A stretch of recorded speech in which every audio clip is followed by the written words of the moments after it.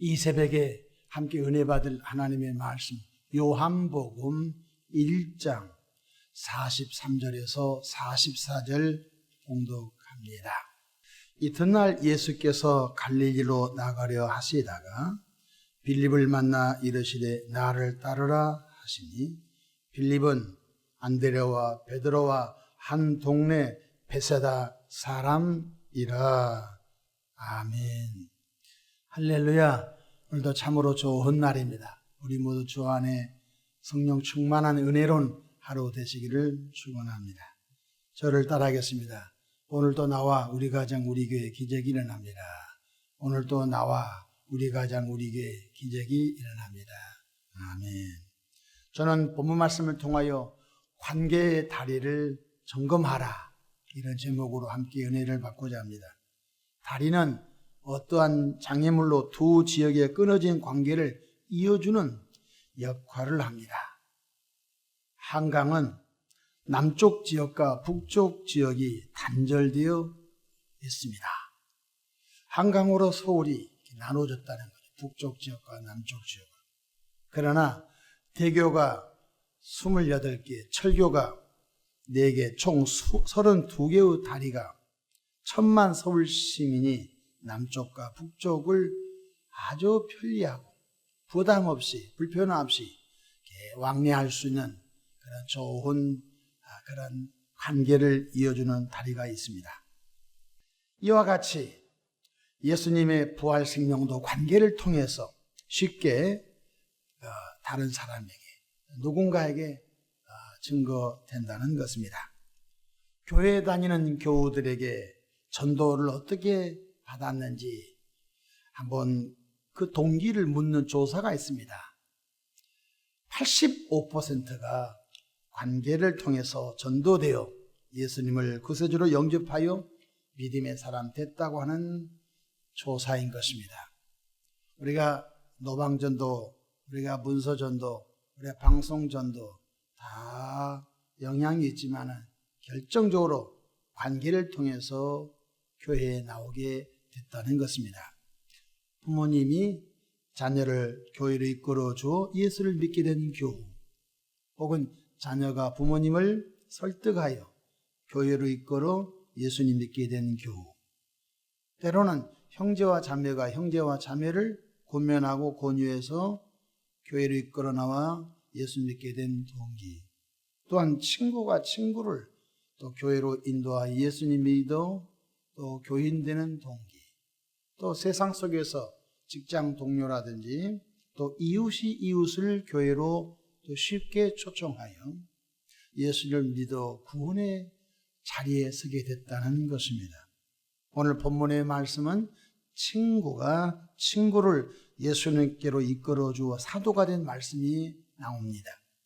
빌립은 갈릴리 베세다 출신입니다. 예수님은 빌립을 제자로 삼으셨지요. 다 같이 43절 보십시다. 이튿날 예수께서 갈릴리로 나가려 하시다가 빌립을 만나 이르시되 나를 따르라 하시니. 빌립은 나사렛 목수 요셉의 아들이 구원자라는 사실을 알게 된 것입니다. 너무너무 황홀하고 선지자 이사야를 통하여 하신 그가 바로 갈릴리 나사렛 목수 아들 예수, 그분이 목수 아들이 아니라 그분이 마리아의 몸을 통하여 성육신하신 걸 깨닫고 너무 황홀하여 견딜 수가 없었습니다. 이사야 53장 오실 그리스도가 바로 나사렛 예수시라는 것을 알게 되고 황홀했습니다. 이사야 53장 5절 6절 말씀이 무슨 말씀이죠? 그가 찔림은 우리의 허물이나 우리 허물 때문에, 그가 상함은 우리의 죄악 때문이라. 그가 징계를 받음으로 우리는 평화를 누리고 그가 채찍에 맞음으로 우리는 나음을 받았도다. 우리는 다 양 같아서 그릇 행하여 각기 제 길로 갔거늘 여호와께서는 우리 모두의 죄악을 그에게 담당시키셨도다. 그래서 이스라엘 백성들은 그가 오셔서, 그리스도가 오셔서, 메시아가 오셔서 이 고통스러운 곳에서 우리를 해방시켜 줄 것을 갈망하고 고대했습니다. 그런데 갈릴리 나사렛 예수가 그리스도임을 깨닫고 난 다음에 황홀하여 어쩔 줄 몰랐던 것입니다. 빌립이 한 동네에 사는 친구 나다나엘을 찾아가 설득하여 나다나엘을 예수님께로 이끌어 결국 나다나엘이 예수님의 12제자 속에 들어간 사연의 말씀이 오늘 본문에 나옵니다. 44절 읽어봅시다. 필립은 안드레와 베드로와 한 동네 베세다 사람이라. 그러니까 참 재미있는 일이 벌어진 것이죠. 베드로와 안드레가 형제죠. 이것이 베세다 사람이죠. 필립과 나다나엘도 베세다 사람입니다. 쉽게 말하면 한 지역 사람이 4명이 사도가 된 말씀이 나옵니다. 충격적인 일이죠. 여러분, 예수님이 이 땅에 오셔서 12제자를 택한데 한 동네 사람 4사람이 예수님을 믿고 그 가운데 사도가 됐다고 하는 것, 대단한 사건이죠. 45절 보십시다. 필립이 나다나엘을 찾아 이르되 모세가 율법에 기록하였고 여러 선지자가 기록한 그 일을 우리가 만났으니 요셉의 아들 나사렛 예수니라. 여러 선지자가 누구죠? 방금 말씀했던 이사야 선지자, 특별히 이사야 53장 5절 6절 말씀, 미가 선지자 미가서 5장 2절, 바로 베들레헴 에브라다야, 너는 그곳에서 작은 지역 그곳에서 이스라엘을 다스릴 자가 나리라. 여러 선지자들에게 바로 그가 오실 것을 말씀하셨는데 바로 이 필립은 그 말씀을 깨닫고 친구 나다나엘을 찾아가서 모세를 통하여 하신 말씀, 여러 선지자를 통하신 말씀, 그 말씀이 이루어지고 성취됐는데 바로 그분이 나사렛 예수시라 친구를 설득하고 권합니다. 필립은 친구 나다나엘의 거센 저항도 묵묵히 참고 설득과 예수님 앞으로 이끌어오는 역할을 합니다. 나다나엘이 야 이놈아, 나사렛에서 무슨 선한 것이 나냐? 구원자는 베들레헴에서 난다고 했어요. 그래서 친구 빌립의 말을 거절합니다. 성경 46절 읽어볼까요? 시작. 나다나엘이 이르되 나사렛에서 무슨 선한 것이 날 수 있느냐? 필립이 이르되 와서 보라 하니라. 아멘. 사실은 예수 탄생은 베들레헴에서 태어났죠. 애굽에 피신했다가 오셔서 사시는 곳이 나사렛 지역에서 우리가 나사렛 예수라고 하지만 태어난 근본 장소는 어디예요? 베들레헴이잖아요. 왜? 미가서 5장 2절 말씀을 성취하려. 그런데 현상적으로는 갈릴리에서 성장하셨으니까 야, 이 갈릴리에서 무슨 선한 것이 나겠냐? 야, 이 빌립아, 너 구원자가 베들레헴에서 난 걸 모르냐? 잘 모르겠는데 아무튼 와보라고. 얼마나 설득했겠어요. 친구 나다나엘의 말을 듣고 이 빌립이 속도 상했겠지만 포기 안 하고 그래도 와보라. 아무튼 가보자. 얼마나 설득했겠어요. 결국 친구 빌립의 간청으로 나다나엘이 예수님 그래 한번 가볼게 오게 되어 제자로 쓰임을 받게 됩니다. 47절 읽어봅시다. 시작. 예수께서 나다나엘이 자기에게 오는 것을 보시고 그를 가리켜 이르시되 보라, 이는 참으로 이스라엘 사람이라 그 속에 간사한 것이 없도다. 나다나엘이 이르되 어떻게 나를 아시나이까? 예수께서 대답하여 이르시되 빌립이 부르기 전에 내가 무화과 나무 아래 있을 때 보았노라. 아멘. 놀라운 사실입니다. 지금 무화과 나무 밑에서 혼자 그리스도가 언제 올까? 구원자가 언제 올까? 혼자 지금 묵상하고 있는데 거기는 혼자밖에 없었거든요. 근데 예수님께서 야, 너 무화과 나무 밑에서 고민하고 그리스도가 오심을 갈망한 것 내가 보았다. 이게 무슨 일이에요 지금? 봤다는 거예요. 근데 그때 나다나엘이 꼬꾸라지죠. 와, 당신은 그리스도이십니다. 아니 나 혼자 지금 고민하면서 무화과나무 밑에 혼자서 고민한 걸 그건 분명한 팩트고 어떻게 당신이 나를 아냐 이 말이에요. 예수님의 전능성이죠. 예수님의 완전하심이죠. 예수님의 완전하심, 예수님의 전능성을 보고 나다나엘의 멘탈이 붕괴돼 버립니다. 그래서 무슨 일이 벌어집니까? 49절 보십시다. 나다나엘이 대답하여 라삐오 당신은 하나님의 아들이시오 당신은 이스라엘의 임금이로소이다. 아멘. 여러분 베드로가 가이사라 빌립보에서 세상 사람이 나를 누구라고 하느냐, 어떤 사람은 엘리야라고, 어떤 사람은 에레미야, 어떤 사람은 여러 선지자 중에 하나라고 합니다. 그럼 너희는 나를 누구라고 하느냐? 아무도 말을 못하죠. 그때 베드로가 주는 그리스도시요 살아계신 하나님의 아들이십니다. 네, 사실은 하나님께서 깨우쳐 주셔서 고백했지만 예수님이 너무 기분이 좋아서 바요나 시모나 이를 알게 하시는 네가 아니고 하나님이 알게 해줬지만은 아무튼 복받을지어다. 이 반석에 내 교회를 세우리라. 얼마나 축복한지 알 수 없습니다.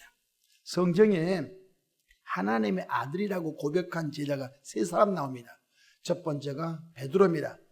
주는 그리스도시요 살아계신 하나님의 아들입니다. 두 번째가 그렇게 의심만 했던 도마가 예수님의 그 창자국 손가락 넣어보고 그 못자국 내가 만져보기는 안 믿어. 그런데 부활하신 예수님께서 도마 앞에 탁 나타나셔서 야 도마야 내 창자국 옆구리 손가락 넣어봐라. 쑥 못자국 만져봐. 그때 요한복음 20장에 보면 도마가 꼬꾸라지죠. 주는 그리스도시요 살아계신 하나님의 아들이십니다. 그래서 너희는 나를 보는 거로 믿느냐? 보지 않고 믿는 자가 복되도다. 세 번째 제자가 오늘 본문의 나다나엘입니다. 나다나엘이 뭐라고 하지요? 다시 한번 49절 보십시다. 나다나엘이 대답하여 라삐여 당신은 하나님의 아들이시요 당신은 이스라엘의 임금이로소이다. 아멘. 그래서 나다나엘이 예수님을 그리스도로 영접을 하게 됩니다. 나다나엘은 바돌로메오죠. 50절 보십시다. 예수께서 대답하여 이르시되 내가 너를 무화과나무 아래에서 보았다 함으로 믿느냐? 이보다 앞으로는 더 큰 일을 보리라. 아멘. 너가 상상할 수 없는 큰 일을 앞으로 보리라. 그렇습니다. 관계의 다리를 통해 쉽게 전도됨을 알았으니 주변의 관계를 든든히 놓기 위해 몇 가지 실천 사항이 있습니다. 여러분 우리 한강에 32개의 대교와 철교가 있다고 했죠. 그 대교와 철교에 유심히 보면 밑에는 그 이음새마다 사람이 지나갈 수 있도록 점검할 수 있도록 철망들이 있습니다. 그 다리 밑으로 안전팀들이 자유롭게 이동할 수 있도록 다 구조물이 있습니다. 그래서 전기 안전이라고 해서 어디 녹이 쓸었는가, 어디 상판이 균열이 있는가 다 점검팀이 있습니다. 그래서 조금 어떤 흠결이 생기면은 교통을 차단하고 해서 다시 다리를 보강합니다. 그렇지 않으면은 끔찍한 성수대교 같은 참사가 있을 수 있는 것입니다. 우리가 예수님을 믿고 먼저 구원받은 우리가 관계의 다리를 점검해 봐야 된다는 것입니다. 첫 번째로 주변 사람과 친절하고 있는가, 내 예수 믿지 않은 부모님과 예수 믿지 않은 자녀와 예수 믿지 않은 형제와 예수 믿지 않은 이웃과 예수 믿지 않는 친구와 나와 관계를 맺는 사람하고 지금 친절한 관계인가, 등을 돌리고 외톨이로 있는가 점검을 해야 한다.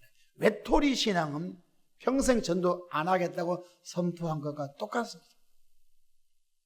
성경의 모든 사역은 관계를 통해서 진행됐다는 것입니다.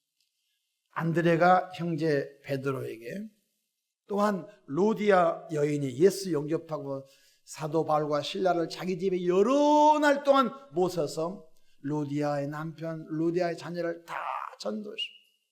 필리포 간수장도 예수를 바울을 통하 영접하고 간청하여 간수장 집에 바울과 실라를 모셔서 어젯밤 얻어맞은 곳에 상처를 싸매어주고 음식물을 주면서 우리 집안 식구들 다 전도해달라고 해서 바로 필리포 간수장의 집안도 그 관계죠. 우리 부인 전도해 주시오, 우리 자녀 전도해 주시오, 간수장이니까 우리 종들 전도해 주십시오 해서 필리포 간수장을 통하여 사도 바울을 초청하여 여러 날 그 집에 있으므로 다 전도가 됐다는 것입니다.